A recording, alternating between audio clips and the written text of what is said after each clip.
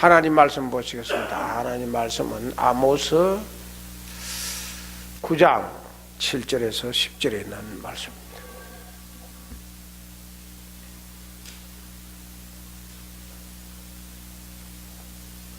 아모스 9장 7절에서 10절에 있는 말씀입니다.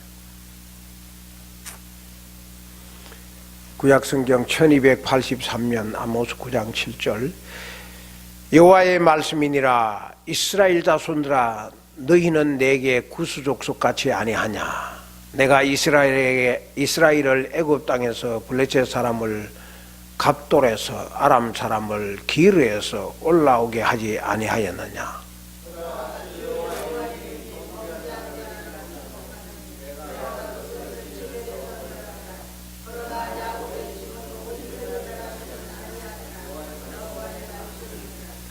보라 내가 명령하여 이스라엘 족속을 만국 중에 체질하기를 채로 체질함같이 하려니와 그 한 알갱이도 땅에 떨어지지 아니하리라.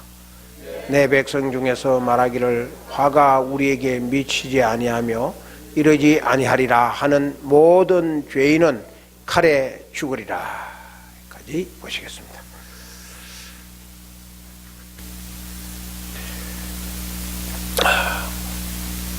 오늘 저와 여러분이 생각해 올 말씀은 여호와의 눈이 주목하노니 이런 말씀을 가지고 말씀을 전하겠습니다. 이게 여호와의 눈이 주목한다. 이 주목한다는 말은 예의주시한다 그 말이죠. 그냥 보는 게 아니고 아주 관심을 갖고 거기에 포커스를 맞춰서 주목한다 그런 말입니다. 동물 중에 가장 시력이 좋은 동물이 뭐냐 하면은 매라고 그래요. 영어로는 하크라고 그러는데 이 매가 사람들보다 시력이 8배나 높다고 그래요. 그 다음에 두 번째로 시력이 좋은 새가 독수리라고 그래요. 독수리는 사람보다 한 6배가 더 뛰어나다 그래요. 이게 뭐냐면은 인간의 눈과 독수리의 눈을 비교를 해놓은 겁니다. 왼쪽에 크게 보이는 쥐는 독수리가 보았을 때를 의미하고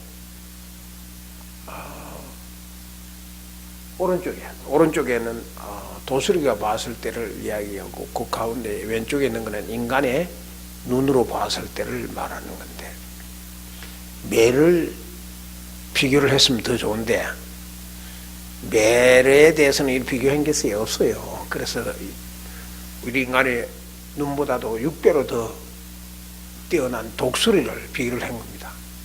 그게 어떻냐면은 1m 상의 거리에서 보면은 인간은 가운데 있는 저 쥐처럼 보이는 거죠. 왼쪽에 있는 쥐처럼 보이는. 그런데 독수리는 저만큼 크게 보인다는 거예요. 독수리 눈이. 그런데 10m 상에서는 겨우 점과 같이 조금 크게 같이 보인다입니다. 쥐가. 그런데 독수리 눈에는 저만큼 그보다도 조금 적게 보인다는. 근데 이제 100m의 거리를 가면은 점 하나 보일랑 말라. 이게 우리 인간의 눈으로 볼 수 있는 거래요. 그런데 독수리는 확실히 보인다는 거예요. 근데 1000m, 1km 내에서는 인간은 아무것도 안 보여. 못 본다. 근데 독수리는 본다는 거예요. 우리 인간보다 8배나 뛰어나니까. 이게 미터로 했지만 야드는 조금 더 야드가 1m가 1.093 야드니까요. 거의 비슷해요. 조금 더 거리이 있다고 보면 됩니다. 그렇기 때문에 매나 독수리는 공중에 높이 다른 새들이 날 수 없는 높이까지 올라가도 충분히 자기가 사냥할 수 있는 사냥감이 보인다는 거예요. 그래서 감히 매나 독수리처럼 이렇게 공중 높이 못 오기 때문에 그게 하나 자기의 피신도 되고 사냥의 도구도 되는 거죠. 그래서 매는 공중에서, 그 높은 공중에서 바다의 강물에, 물속에 다니는 물고기가 눈에 보이는 거예요. 그러니까 날아와서 잽싸게 치는데 한 양 다리에 하나씩 2마리도 다 찰 수 있다는 거죠. 이게 매예요. 근데 독수리도 마찬가지야. 저 높이 있다가 이 물속으로 고기가 왔다 갔다 할 때 채는 건데, 그래서 물고기를 잡아 낼 수 있다는 거죠. 얼마나 시력이 좋으면은 그 높이에서 1km의 그 거리에서, 공중에서 물속에 있는 물고기를 볼까요? 사람보다 나은 것이 시력이. 매와 독수리를 이렇게 시력이 좋도록 창조하신 분이 누구냐? 하나님이시죠. 그렇다면 매와 독수리의 눈을 창조하신 하나님이 눈으로 우리 인간을 주시를 한데, 저와 여러분들을 주시하면은, 저와 여러분들을 주목해 보신다면 못 보실 것이 있겠습니까? 매와 독수리를 창조하신 하나님이 오늘 우리 인간을, 저와 여러분들을 보신다면은 아무도 그 앞에서 숨길 수가 없는 거죠. 하나님은 무엇을 주목하시나? 그런 눈으로 매보다도 독수리보다도 비교도 할 수 없는 엄청난 하나님의 시력으로 무엇을 보실까? 무엇을 하나님이 관심을 갖고 주목해 보실까? 그게 오늘 본문에 나옵니다. 같이 한번 읽어보시다. 8절에 시작. 보라, 주 여호와의 눈이 범죄한 나라를 주목하노니 내가 그것을 지면에서 멸하리라. 그러나 야곱의 집은 온전히 멸하지 아니하리라. 여호와의 말씀이니라. 자, 이 말씀 조금 깁니다만 간단히 말하면 이게 무슨 뜻이죠? 간단히 말하면 여호와의 눈이 주목을 하시는데, 주목하는 것이 죄인도 의인도 다 주목한다, 그 뜻이에요.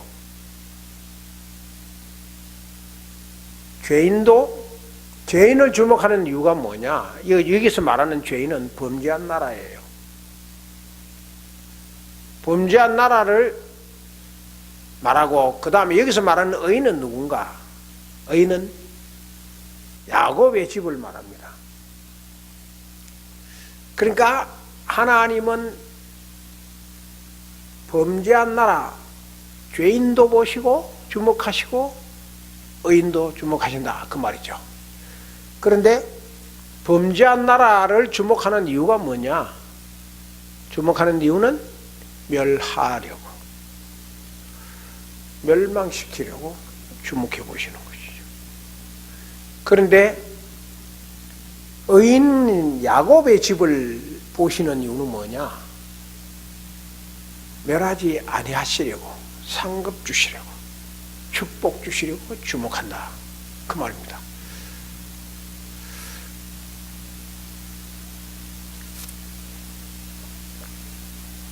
다시 한번 보면요, 이 복음의 말씀 다시 한번 보면은 더 관심 있게 주목한, 하나님이 지금 더 관심을 갖고 주목하는 사람이 누구냐 이 말이죠. 야곱입니까? 범죄한 나라입니까? 여러분들이 생각하기에 어느 쪽이죠? 야곱입니다. 범죄한 나라가 아닙니다. 여기 그러나라는 말이 있어요.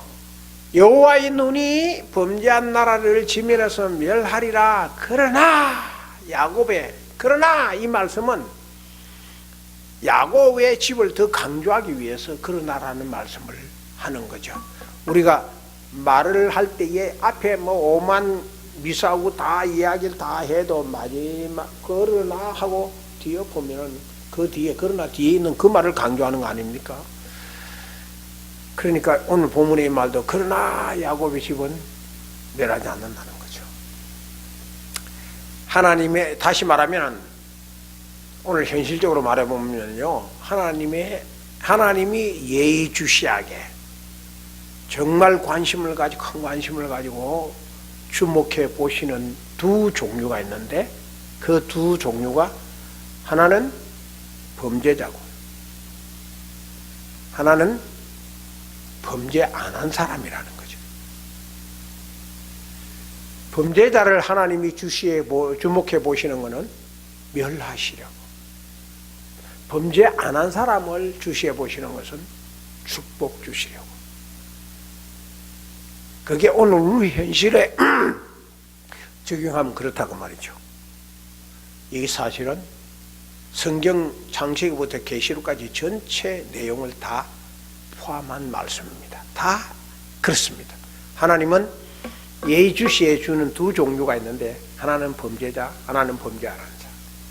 범죄자를 주시하는 것은 멸하려고, 범죄 안 한 사람을 주목해 보시는 것은 축복해 주시려고 보신다고 말씀이죠. 그런데 성경에서 하나님이 멸하시기 위해서 주목해 보셨던 사람이 있어요. 성경에 다 있는 말씀이니까요. 그 사람이 누구냐면 이 사람입니다. 자, 같이 한번 들어보겠습니다. 시작. 아합이 엘리야에게 이르되 내 대적자여 내가 나를 찾았느냐? 대답하되 내가 찾았노라. 내가 내 자신을 팔아 여호와의 보시기에 악을 행하였으므로 여호와의 말씀이 내가 재앙을 내게 내려 너를 쓸어버리되 내게 속한 남은 자를 이스라엘 가운데에 매인자나 노인자를 다 멸할 것이요. 하나님이 멸하기 위하여 계속해서 예의주시하며 주목해 본 사람이 누구죠?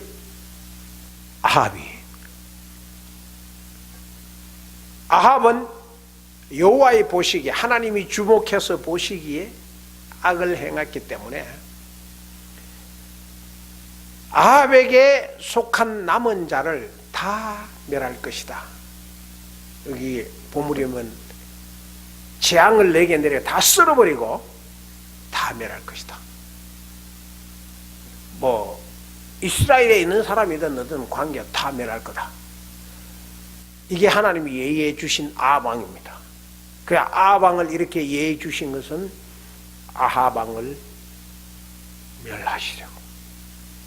그 아합왕이 성경에서 속에 요부 이세벨과 함께 짝하여 남의 포도원도 뺏고 강제로 탈취하다가 하나님의 제단을, 예배하는 제단을 다 허물어버리고 바알신과 아세라 목상을 실어서 거기에 바알신을 세우고 아세라 목신을 세워서 예배하고 하나님의 선지자를 죽이고 바알 선지자를 세웠다가 결국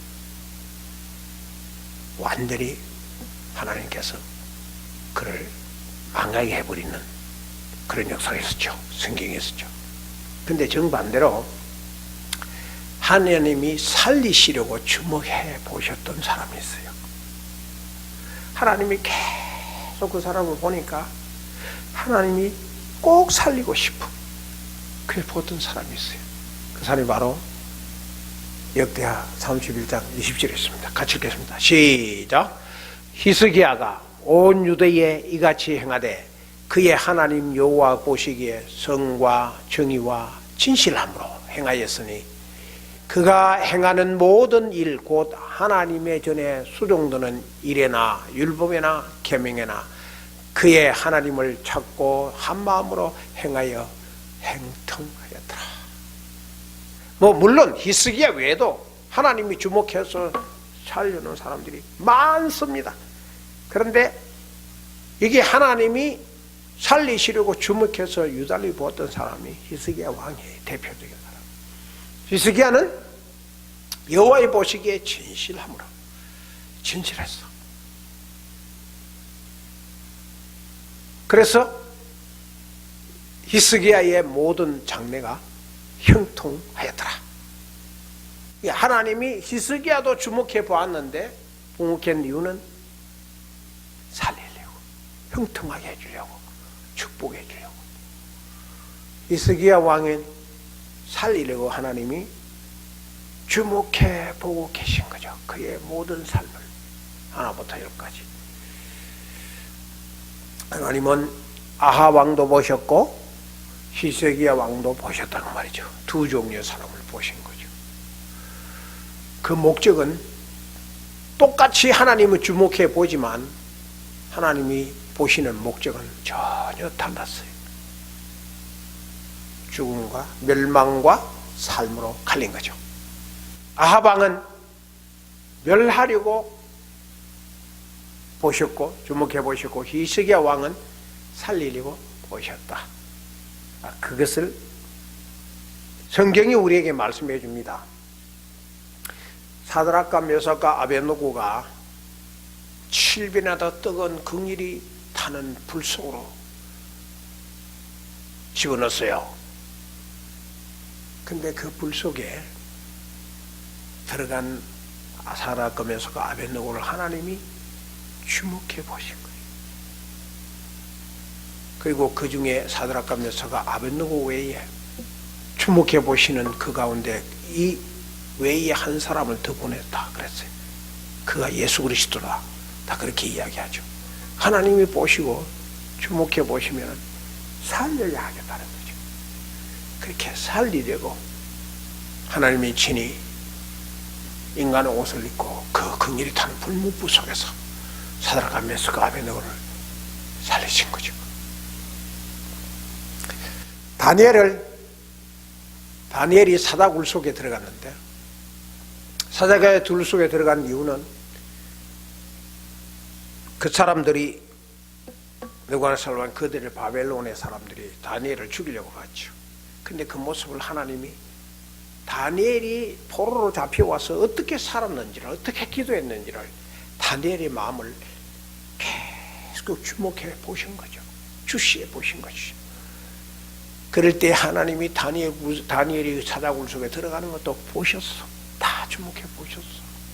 보신 이유는 다니엘을 살리려고. 분명합니다. 그래서 다니엘이 살아났지 않습니까? 하나님은 범죄자도 의인도 신실한 사람도 신실치 않은 사람도 다 주목해 보십니다. 그러나 하나님이 주목해 보시는 목적은 전혀 다른 거죠. 정반대죠. 한 사람은 멸망이요, 한 사람은 살리기 위한 하나님의 주시해 보시는, 주목해 보시는 목적이 분명한 거죠. 그걸 오늘 본문이 우리들에게 말씀해 주는 거죠. 그런데 하나님이 주목하시고 예의주시하고 처음부터 끝까지 잘 보시고 난 뒤에 마지막에 가서 어떻게 하시느냐.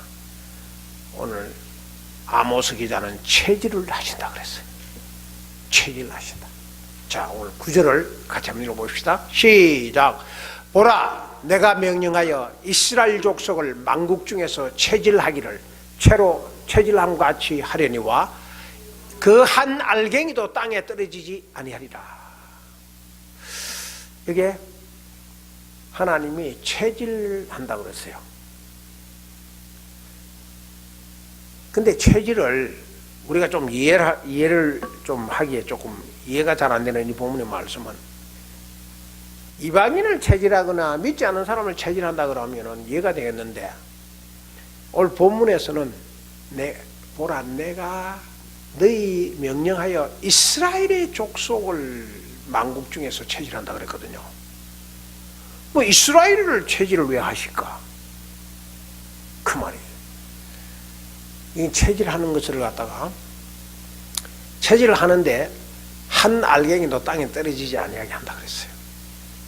체질이 뭐죠? 체질을 하는 이유는 알갱이와 쭉쟁이를 구별하기 위해서 체질을 하는 거죠.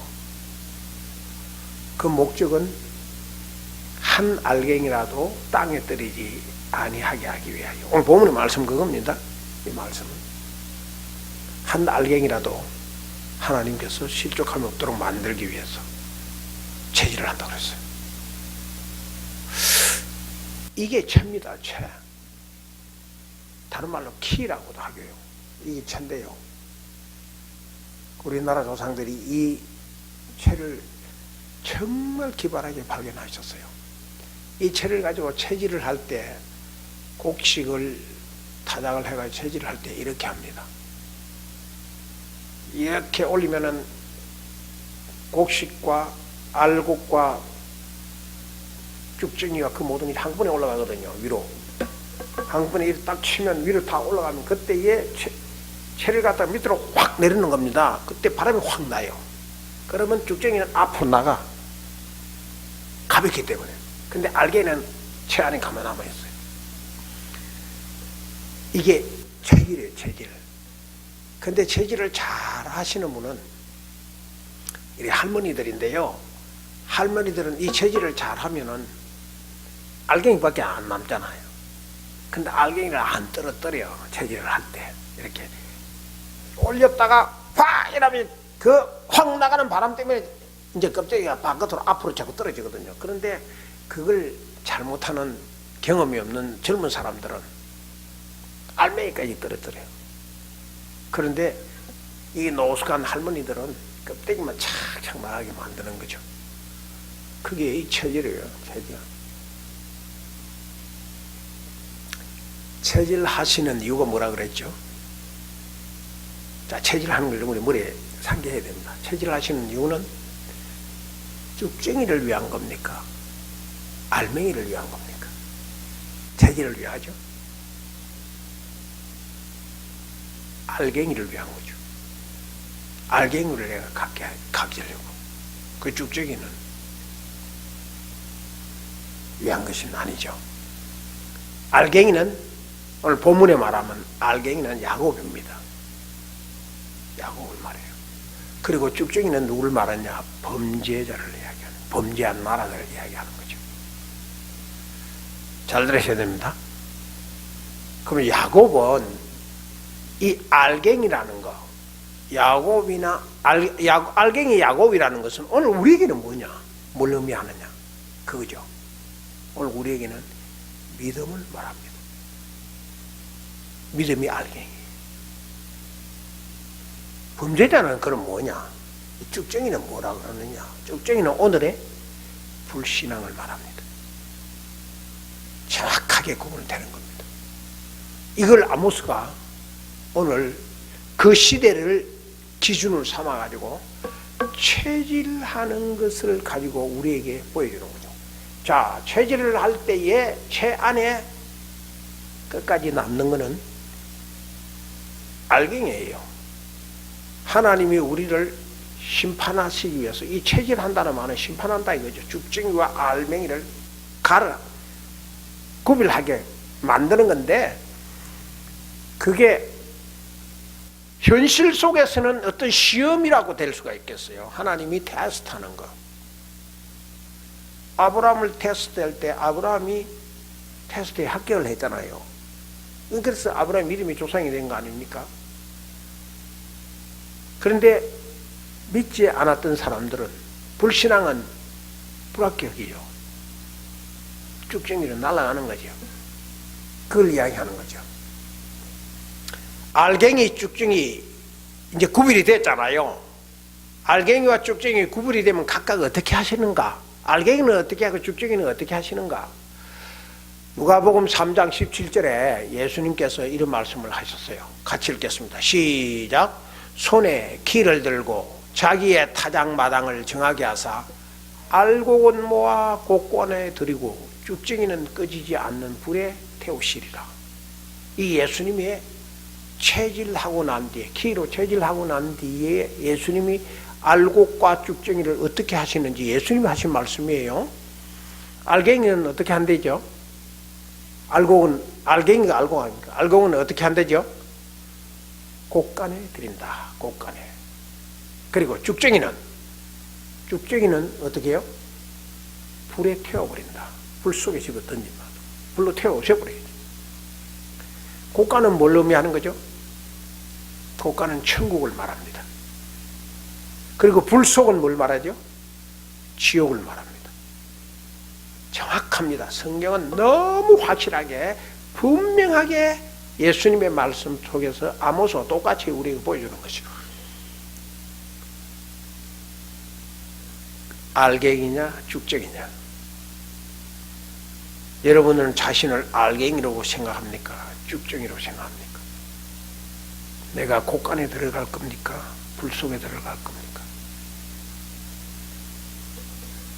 그건 각자 본인이 알 거라고. 아모스가 이 말씀을 하면서 한 가지 경고를 합니다. 경고가 10절에 있습니다. 오늘 마지막 절이죠. 10절에 시작. 내 백성 중에서 말하기를 화가 우리에게 미치지 아니하며 이르지 아니하리라 하는 그 모든 죄인은 칼에 죽으리라. 뭘 이야기하는 거죠? 이 말씀을 잘 보셔야 됩니다. 내 백성 중에 말하기를, 내 백성이 누구죠? 하나님이 지금 아모스를 통해서 말씀하는 거예요. 내 백성 중에 말하는 내 백성이 누구죠? 유대인이에요. 내 백성 중에, 유대인 중에 어떤 사람들이 말하기를 화가 우리에게 미치지 아니하며 이러지 않는다. 하나님이 심판해서 우리에게 오는 화는 없다. 다시 말하면은 우리가 유대인만 되고 유대인으로 태어나기만 해도 우리는 괜찮다. 우리가 왠가 짓을 다 해도 유대인으로 태어나서 유대인의 피가 흐르면 괜찮다. 걱정하지 마라. 그렇게 말하는 사람이 있단 말이죠. 그걸 다른 말로, 현대말로 말하면 회개하지 않는다는 거죠. 유대인도 회개하지 않으면 어디로 간다?